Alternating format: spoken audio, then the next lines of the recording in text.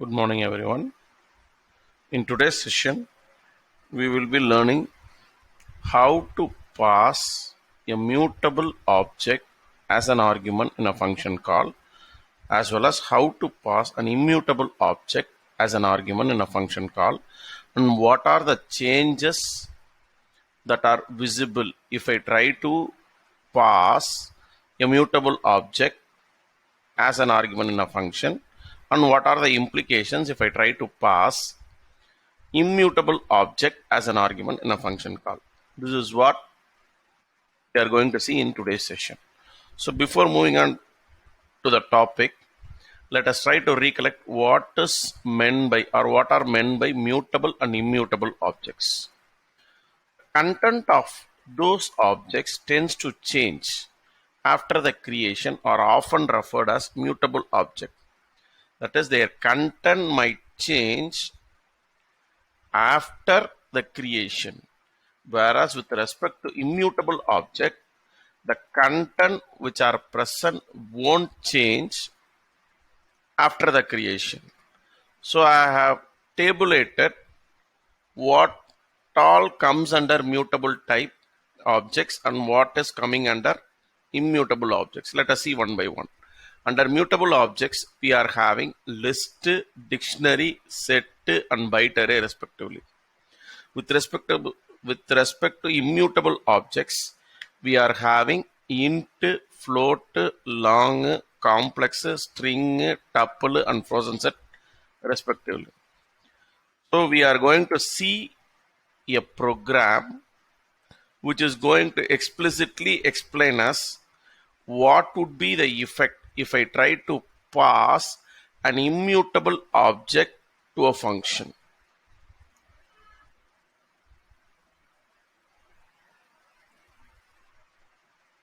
So we are trying to discuss the effects of passing an immutable object to a function. The program execution begins from line number 9. So I am having a variable called as original x, whose value is 6. I am trying to print before calling the mutable object. Original x value is. On seeing the line number 10, I will be obtaining an output as before calling the immutable object, original x value is 6. So this value is being passed as an argument. Here, this 6 is an immutable object. 6 belongs to a category called as integer. I am trying to pass an immutable integer object as a parameter in my function whose name is called as my immutable object. Now original x carries 6. From line number 11, the problem moves on to line number 2. The control moves on to line number 2 and x receives the value 6. X receives the value 6. So you do have 4 lines under the function definition. Let us see one by one. So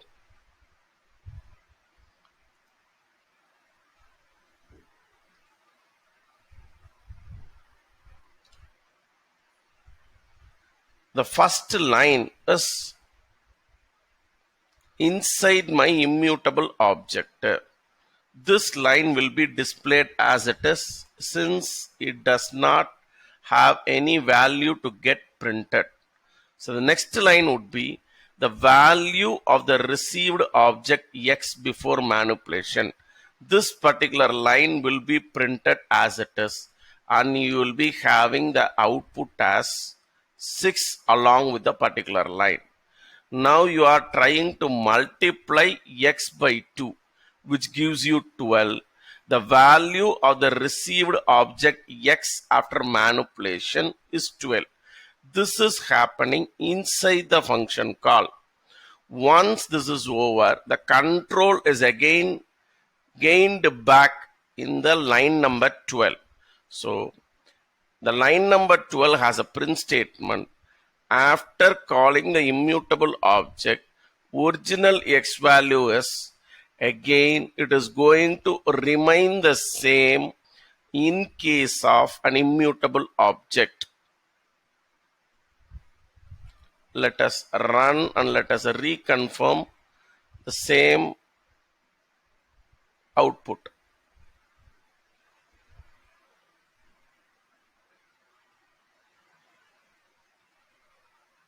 It is getting connected.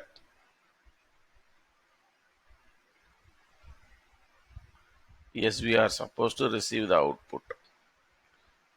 So here, before function call, that is line number 10 has been executed. Then function call, it moves on to line number 11. From there, the control is transferred to line number 2. Now, the third statement, namely, the third line, namely, inside immutable object line is getting printed. It moves on to the fourth line, which also have a print statement, and it prints the x value. Then the manipulation is happening in line number 5. Once the manipulation is done, it moves on to line number 6. It prints the value which is changed from 6 to 12. Then the control is again being gained in the main program, which is line number 12. The line number 12, after executing, you are supposed to see, and you are seeing that the value here is being unchanged. The value here being is unchanged.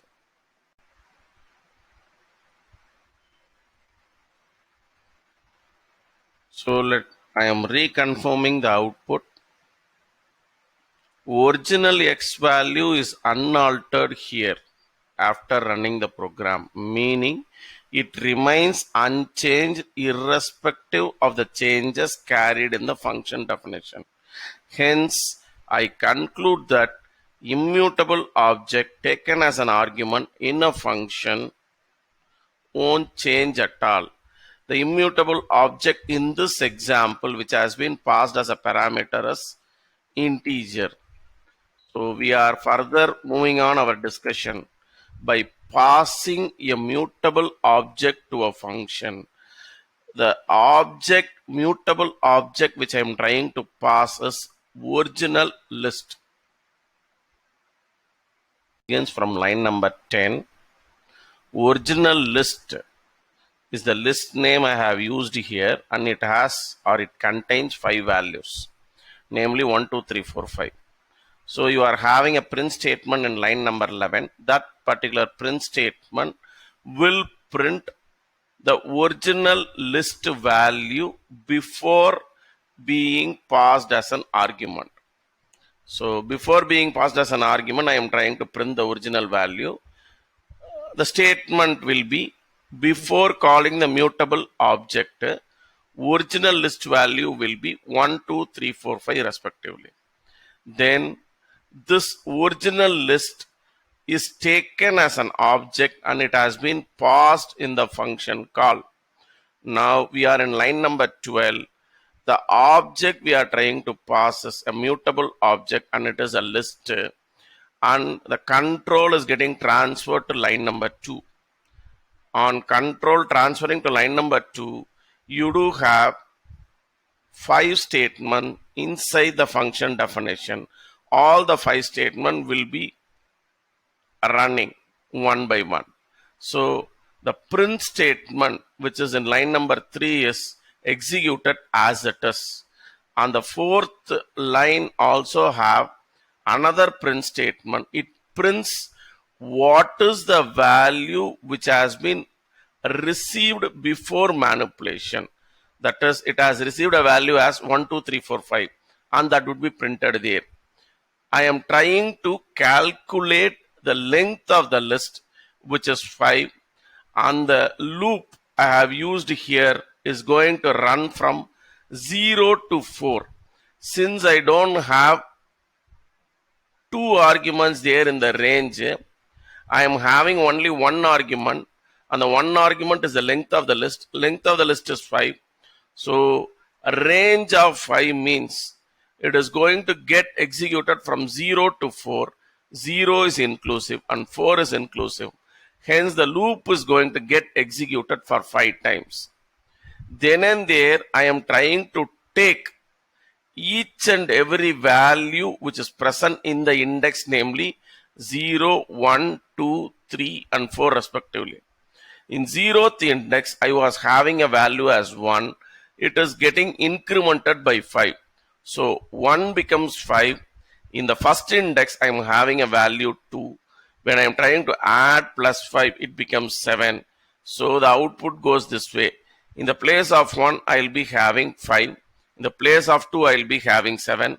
In the place of 3, I will be having 8. In the place of 4, I will be having 9. And in the place of 5, I will be having 10. So this would be my output for the 7th line, that is after manipulating the list. Hence, there are no more statements in the function definition. The control is again transferred back to line number 13, and you can see the changes that are being carried out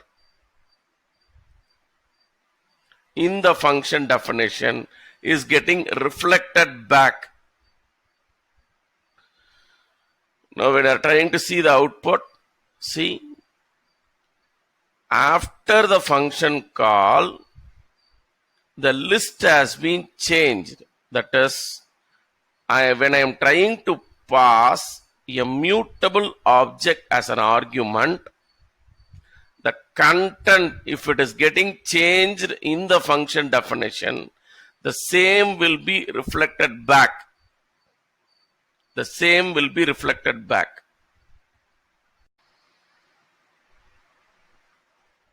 So my inference here is original list, that is the parameter list which I have passed in the function.